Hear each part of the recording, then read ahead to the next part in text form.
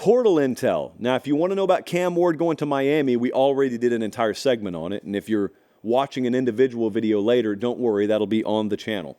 But as for the rest of you, Isaiah Bond has gone from Alabama to Texas. Isaiah Bond, you remember him. 4th and 31, back corner of the end zone in the Iron Bowl, is nothing sacred anymore. Isaiah Bond, number 17 there in crimson. He'll be wearing, well, burnt orange this fall. Hey, man, I thought he would have been a great fit in anyone's offensive system and probably would have shined under DeBoer and will shine under Steve Sarkisian. Keep in mind, there at Texas, Xavier Worthy out the door, A.D. Mitchell out the door, I believe. So A.D. Mitchell feels like he's been around 15 years. So this is a big pickup. And it was, I guess, a really good spot for Bond to be in because he was going to be good no matter where he ended up, whether it's his former home or new home.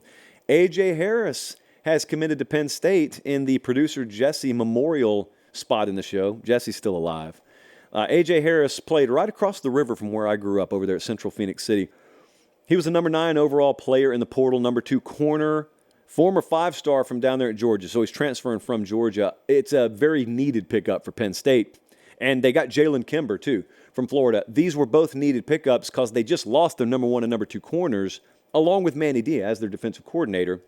So I don't ever believe that playing time is guaranteed, but it's all but a certainty that A.J. Harris will be on the field for them. You know, watch that Penn State spring game. I assume you'll see a lot of him.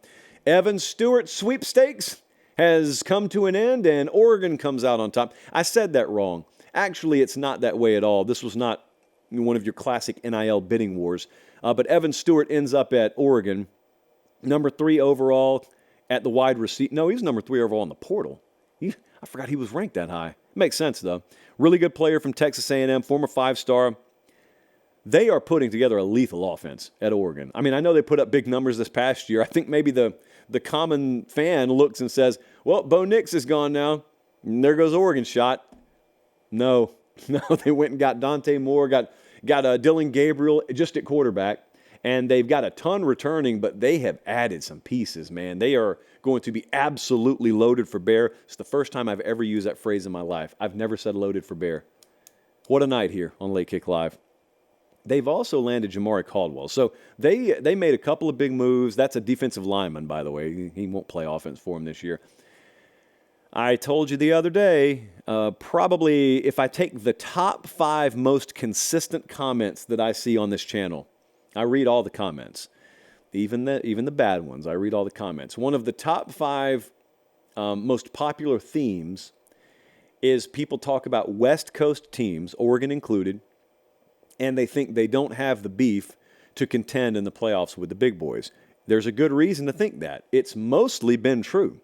And so now Oregon's going into the Big Ten. So there's a school of thought that, yeah, I mean, they may catch some folks with their offense and how explosive it is, but they don't have the beef to withstand a season-long conference schedule and conference grind. Again, I get why you think that. That has been largely the case for West Coast teams, even in like out-of-conference or bowl game situations in the past. Oregon's different because Oregon's being built different.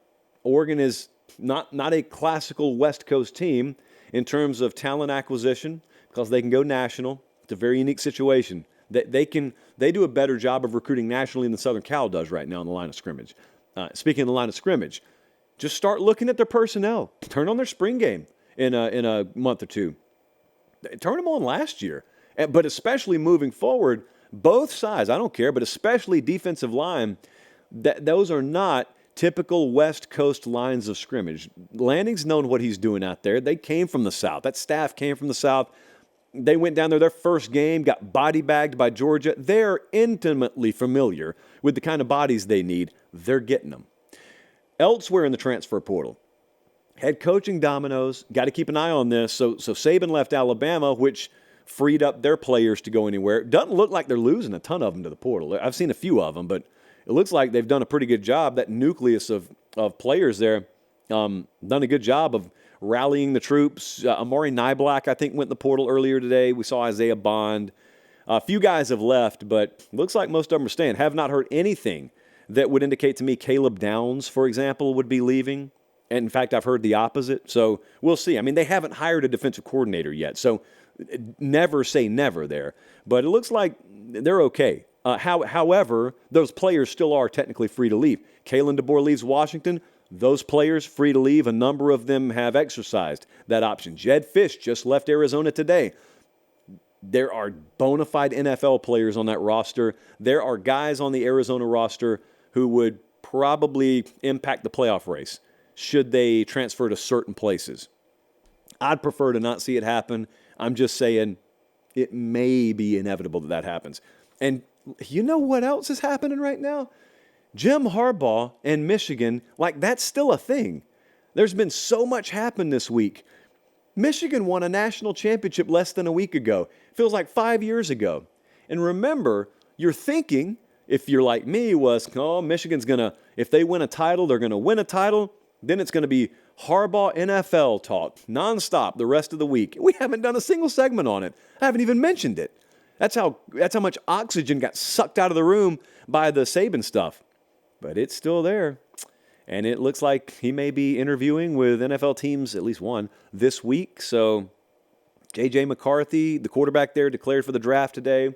Got a number of guys declaring and having to make a decision up there. My point is, if Harbaugh does leave, then that opens up all those Michigan kids with having the ability. If you don't know what I'm talking about, if your head coach leaves, even after the portal window closes, there's a special window for you because your head coach left, where if you're on that roster, you can transfer penalty-free.